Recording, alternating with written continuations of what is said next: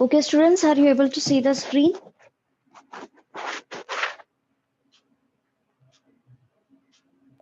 Yes, ma'am. Yes, ma'am. Okay, if you have any problem regarding yesterday's topic, you can ask me.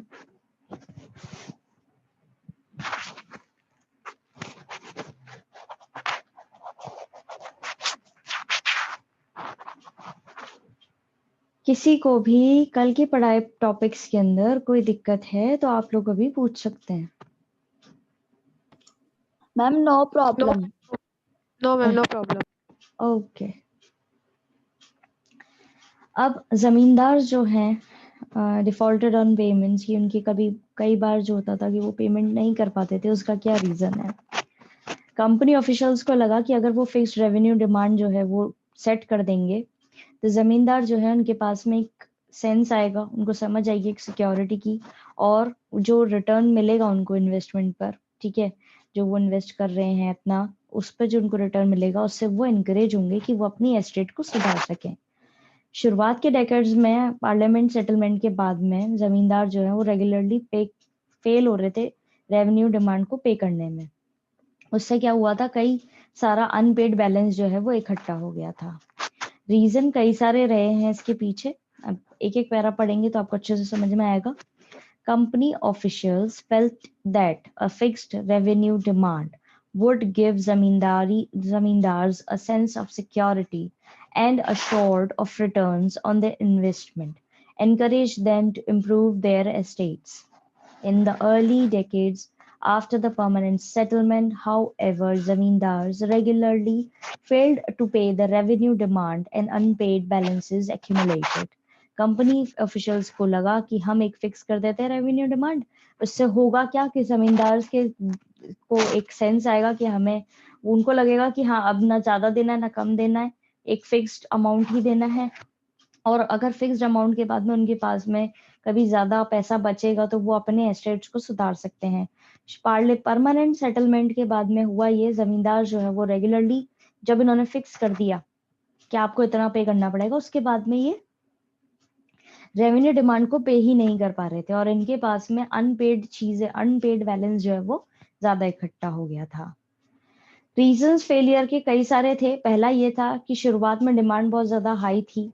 उसका reason ये था, उनको ये लग रहा था कि डिमांड जो फिक्स कर दी गई है सारे समय के लिए, कंपनी जो है वो कभी भी, मतलब जो कंपनी है वो कभी क्लेम नहीं करेगी कि इतनी इंक्रीज इनकम है तो आपके जो लैंड पे प्राइसेस बढ़ाई गई हैं, ठीक है, कल्टीवेशन भी आपका बढ़ गया है, तो उनको ये था कि अब इनका जो लॉस होगा वो कम होगा, ठीक है। तो कंपनी ने रेवेन्यू डिमांड जो है वो हाई कर दी। अब क्या होता था, ऐसा था कि इन्होंने फिक्स तो कर दिया था अमाउंट, वो कुछ समय तक के लिए ही फिक्स होता था। ऐसा नहीं था कि वो पूरे जब अब बस हमेशा के लिए ही फिक्स हो गया, नहीं, पर्टिकुलरली एक टाइम पीरियड होता था उसका, उस तक के लिए वो फिक्स होता था। और जब उनको लगता था कि हाँ अच्छी पैदावार हो रही है, अच्छी हार्वेस्टिंग हो रही है, तो ये लोग पे कर देंगे। और उसके बाद में भी क्या होने लगा, यहाँ पे ये पे नहीं कर पा रहे थे, बर्डन जो है जमींदार पर वो बढ़ गया था, ठीक है। और एग्रीकल्चरल प्रोडक्शन जो है वो कम होता जा रहा था, ठीक है, और प्राइसेस जो है वो बढ़ती जा रही थी। अब इसको लाइन टू लाइन पढ़ते हैं। The reasons for this failure were various. अब ये पेमेंट नहीं कर पा रहे थे, उसके कई कारण हैं। First, the initial demands were very high. शुरुआत में जो इन्होंने डिमांड फिक्स करी थी वो बहुत ज्यादा हाई थी। This was because it was felt that if the demand was fixed for all the time to come, the company would never be able to claim a share of increased income from land when prices rose and cultivation expanded. अब ये क्यों इन्होंने शुरुआत में जब रखी, तो ये क्यों इतनी ज्यादा रखी, क्योंकि इनको, कंपनी वालों को लग रहा था कि आगे जाके जब इनको फायदा हो जाएगा, इनके लैंड में अच्छी पैदावार होगी और इनकी इनकम बढ़ जाएगी, तो हम इनसे पैसे नहीं ले पाएंगे क्योंकि हमने तो फिक्स कर दी है। इसीलिए इन्होंने पहले से ही बहुत ज्यादा डिमांड रख दी थी, ठीक है। उसका रिजल्ट क्या हुआ, to minimise this anticipated loss the company pegged the revenue demand high arguing that the burden on zamindars would gradually decline as agricultural production expanded and prices rose. अब इनका रीजन ये था कि हमने जो आने वाला हमें लॉस, इनको एंटिसिपेटेड लॉस, यानी कि इन्होंने जो अंदाजा लगाया था कि आगे जाकर के इनको लॉस हो सकता है अगर ये कम डिमांड रखेंगे, तो इसीलिए कंपनी पैक द रेवेन्यू, यानी कंपनी ने पहले ही अंदाजा लगा लिया कि अगर हम डिमांड हाई रखेंगे तो ये हमें आगे जाके फायदा होगा। और इसका उन्होंने रीजन ये दिया कि जो जमींदार का बर्डन था वो धीरे धीरे कम हो जाएगा जब एग्रीकल्चरल प्रोडक्शन फैलने लगेगा और प्राइसेस बढ़ने लगेगी। समझ में आया फर्स्ट और सेकंड पैराग्राफ? कोई दिक्कत हो तो पूछ लो। No, ma'am, no problem. Okay, बाकी बच्चे भी बताएंगे समझ में आया या नहीं। अगर कहीं पे भी कंफ्यूजन है तो पूछ लो, क्योंकि ये लाइंस थोड़ी ट्विस्टेड है। Okay No, ma'am, no problem. Okay, then second, demand high जो थी, डिमांड जो हाई इम्पोज करी गई थी 1790s के दौरान, उस समय एग्रीकल्चरल प्रोडक्शन जो था वो बहुत कम था और ये बहुत ज्यादा डिफिकल्ट हो रहा था रायट्स के लिए कि वो अपने पे कर पाए जमींदार को। और जमींदार जो था वो भी कलेक्ट नहीं कर पा रहा था रेंट, तो वो कंपनी को कैसे पे करेगा। अब रायट क्या होता है वो देख लो। रायट एक टर्म है जो ली गई है रायत से, is the way the term raiyat use to designate peasants, ये बोली जाती है पीजेंट्स के लिए। was spelled in British records में लिखी गई है ये। Riots in Bengal did not always cultivate the land directly, but leased it out to under riots. अब riots जो है बंगाल के अंदर वो खुद से कल्टीवेट नहीं करते थे जमीन है, वो डायरेक्टली खुद से खेती बाड़ी नहीं करते थे, बल्कि वो अंडर राइट्स जो हैं उनको दे देते थे। मतलब कि, और ये राइट्स वैसे अब आप आगे पढ़ोगे तो ये किसानों के लिए यूज किया गया है, लेकिन यहाँ पर ये जो रिच किसान होते हैं ना उनके लिए, और वो खुद से काम नहीं करते, वो अपने अंडर और दूसरे लोगों को हायर करते थे काम करने के लिए। तो यहाँ पे ये बोला गया। अब राइट्स का देखो ऐसा है कि राइट्स जो होते हैं, ठीक है, राइट्स के बाद में इनके ऊपर आता है जमींदार, और जमींदार के ऊपर आती है कंपनी। तो और इसके नीचे जो है वो दूसरे फार्मर्स जो हैं गरीब वो आते हैं। तो फार्मर से काम लेता था, फिर इसको कुछ फायदा होता था, फिर ये पे करता था जमींदार को रेवेन्यू, यानी किराया जो है वो जमींदार को पे करता था, क्योंकि जमींदार के एस्टेट आती थी। जमींदार का खुद का कोई लैंड नहीं होता था, जैसे मैंने कल भी बताया था, उसकी खुद की कोई जमीन नहीं होती थी, वो बस अब एक नाम का रह गया था कि उसका काम रेवेन्यू कलेक्टर का था। तो वो रेवेन्यू कलेक्ट करता था रायट से, फिर रायट से रेवेन्यू कलेक्ट करने के बाद में पे करता था किसको, कंपनी ऑफिशियल्स को। ठीक है, समझ में आया? कंफ्यूज मत होना कि रायट्स कौन होते हैं। कहने को ये भी किसान ही है, पर ये रिच किसान है, लेकिन ये अपने अंडर लोगों को हायर करते हैं। ठीक है, Okay, ma'am. तो दूसरी जो इनकी प्रॉब्लम थी वो ये थी कि इन्होंने हाई डिमांड लगा दी थी 1790s के अंदर। ये समय वो था जब प्राइसेस जो थी एग्रीकल्चरल प्रोड्यूस की वो बहुत ज्यादा कम हो गई थी। ठीक है, मतलब एग्रीकल्चरल प्रोडक्शन इतना ज्यादा नहीं था, डिमांड ज्यादा थी। डिमांड काई की ज्यादा थी, जो वो मांग रहे थे, कंपनी वाले जो मांग रहे थे रेवेन्यू रेट की जो डिमांड थी वो बहुत हाई थी, लेकिन एग्रीकल्चरल प्रोडक्शन बिल्कुल कम था। और इसीलिए रायट्स को पे करने में जमींदार को बहुत दिक्कत आ रही थी, और जमींदार को जब आगे रायट्स पैसे नहीं देंगे तो वो कंपनी को पैसे कैसे देगा, ये दिक्कत थी। Third, revenue was invariable regardless of the harvest and had to be paid punctually.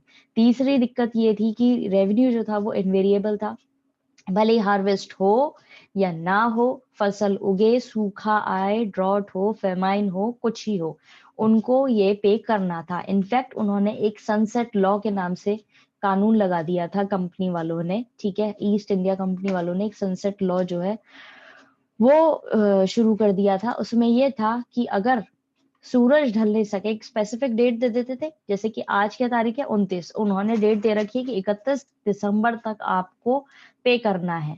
ठीक है, तो सूरज ढलने से पहले आपको 31 दिसंबर तक इनको पे करना पड़ेगा। अगर आपने सनसेट लॉ, इसका नाम ही सनसेट लॉ रखा था, अगर पे नहीं किया तो जितनी प्रॉपर्टी होगी वो जमा कर दी जाएगी, मतलब ऑक्शन कर दी जाएगी।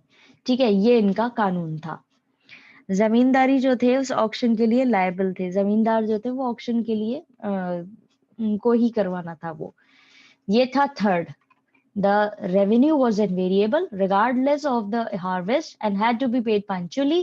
In fact, according to the sunset law, if payment did not come in by the sunset of the specified date, the zamindari was liable to be auctioned. ये था इनका third. Fourth, the permanent settlement initially diminished the power of zamindar to collect rent from right and manage his zamindari. Fourth rule ये था कि permanent settlement जो है उससे शुरुआत में ही पावर जो थी जमींदार की वो एक सीमित कर दी थी। अब पहले क्या होता था, जमींदार लोग बहुत ज्यादा कंट्रोल करते थे हर चीज को। अब इन्होंने जब ये इनको सिर्फ एक रेवेन्यू कलेक्टर की तरह बना दिया था ना, तो इनकी पावर्स जो थी वो बहुत कम हो गई थी। इनका काम था सिर्फ जाकर के रेंट कलेक्ट करो राइट से और अपनी जमींदारी जो है उसको मैनेज करो। जमींदारी को मैनेज करने का मतलब ये होता है कि अपने एस्टेट के अंदर जितने भी विलेजेस आ रहे हैं उनको कलेक्ट, उनसे रेंट कलेक्ट करो, बस ये है। तो ये फोर्थ ये हो गया था, पावर ज्यादा इनके पास थी नहीं, काम इनका सिर्फ कलेक्ट करने का था। तो ये इनकी 4 दिक्कतें थी। अभी जो हमने अभी तक जो भी पढ़ा है इस टॉपिक के अंदर, उसमें अगर आपको कोई वर्ड या कोई सेंटेंस समझ में नहीं आया तो आप लोग पूछ सकते हैं।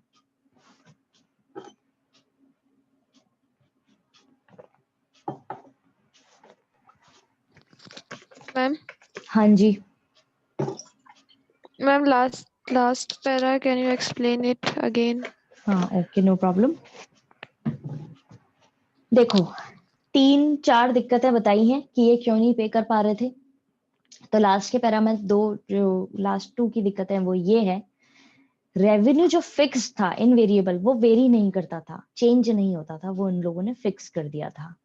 भले ही आपको, अब जैसे मैं इसको आप कंपेयर करके बोलूं, मैं आपको बोल दूं कि बेटा आपको 10 प्रोजेक्ट बना के देने, ठीक है, और मैं आपको टाइम दूं ही नहीं, बोलूं ही नहीं कि आपका टाइम मैं बढ़ाऊं ही नहीं, ठीक है, और आपको आपके ऊपर 10 प्रोजेक्ट बनाने की जिम्मेदारी है, वो भी 10 दिनों के अंदर आपको बनाने, और उसके साथ में आपके ऊपर और काम भी, जैसे आपके एग्जाम्स भी जो है उसी समय में हो रहे हैं, ठीक है, और आपको दूसरे टीचर्स जो हैं वो आपके टेस्ट भी ले रहे हैं, एग्जाम्स भी ले रहे हैं, आपको और भी चीजें और भी एक्टिविटीज में वो करना है, और आपको जरा सी भी छूट नहीं दी जाए, तो क्या आप उसको पंचुअली काम कर पाओगे? पंचुअली आप सारे प्रोजेक्ट्स जो हैं वो टाइम पर सबमिट कर पाओगे?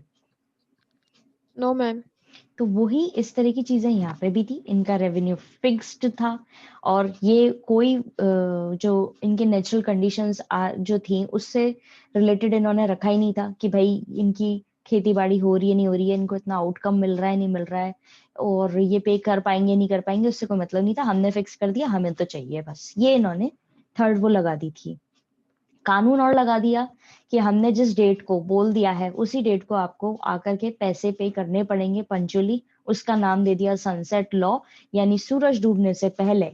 अब सपोज सूरज 5-6 बजे डूब जाए तो उस तक आपको पैसे जमा कराने हैं, और अगर 7 बजे तक डूबे तो आपको उस तक पैसे जमा कराने हैं। गर्मियों में थोड़ा लेट डूबता है, सर्दियों में जल्दी डूब जाता है, तो सनसेट लॉ का नाम दे दिया था।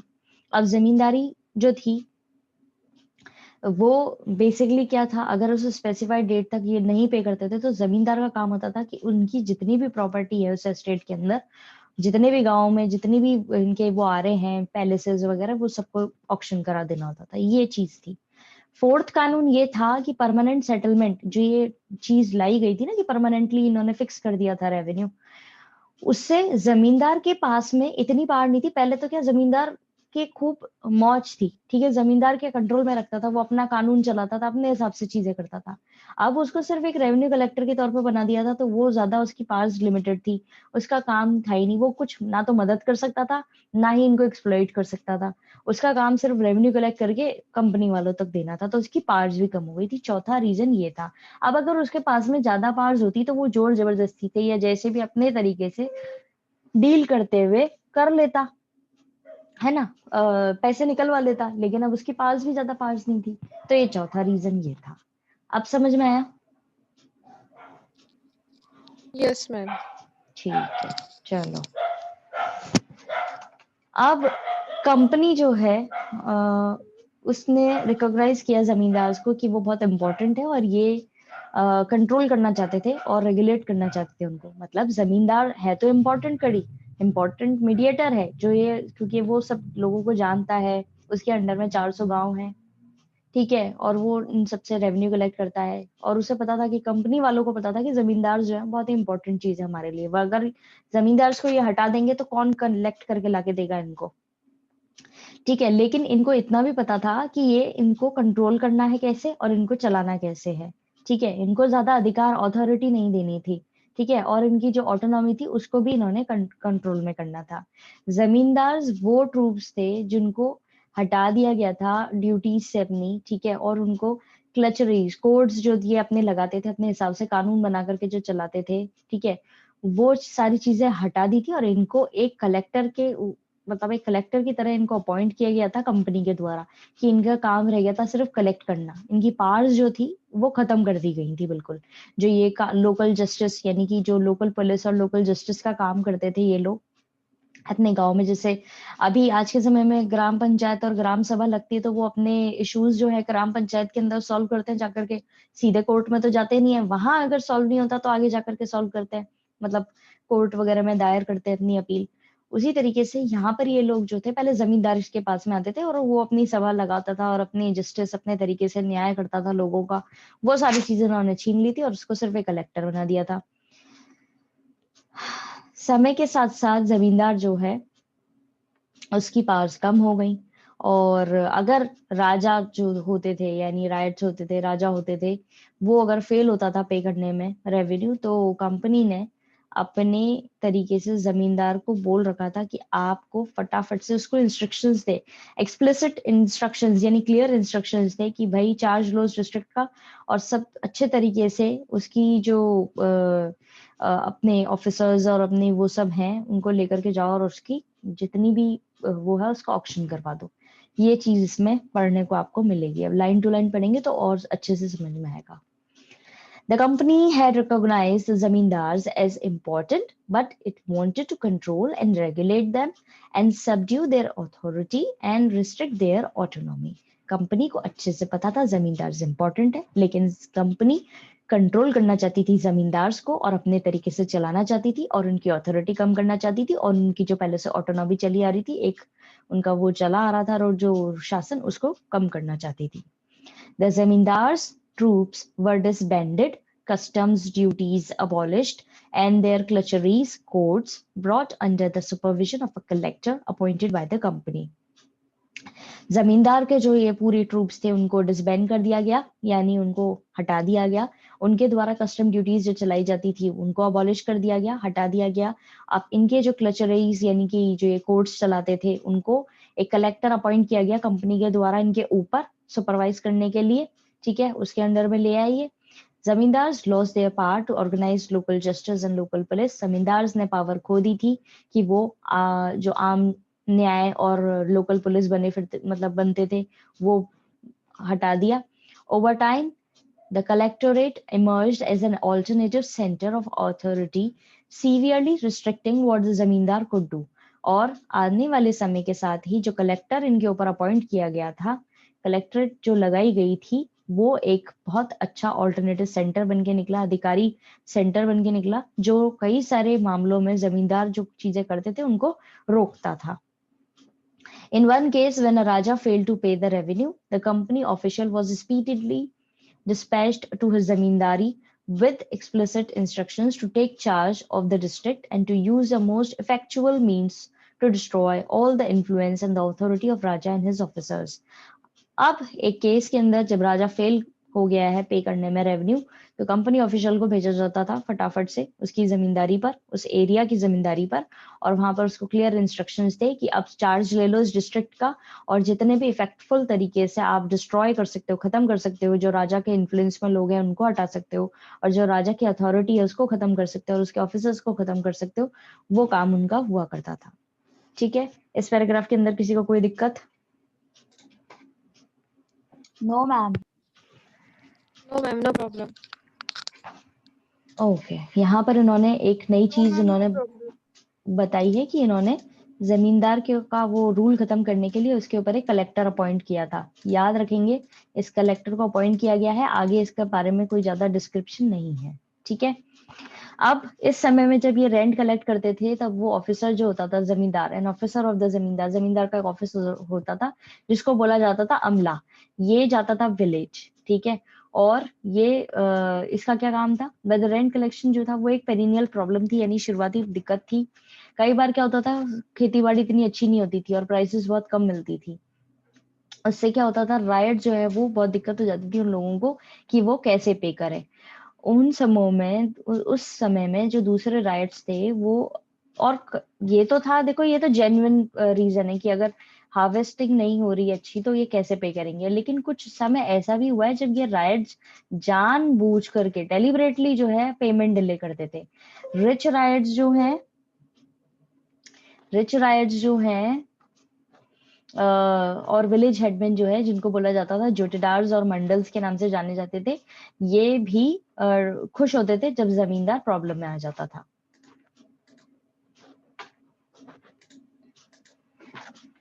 तो ये हमने यहाँ तक पढ़ लिया है, कल हम इसके आगे पढ़ेंगे, ठीक है। और we are running out of time, तो आप अपनी प्रॉब्लम्स जो हैं कल की क्लास के लिए इकट्ठी कर लीजिएगा, जो भी आपको दिक्कत आई है। और have a nice day ahead, God bless you all. ठीक है students, Thank you, ma'am. Welcome. Okay, ma'am. Thank you, ma'am. Thank you.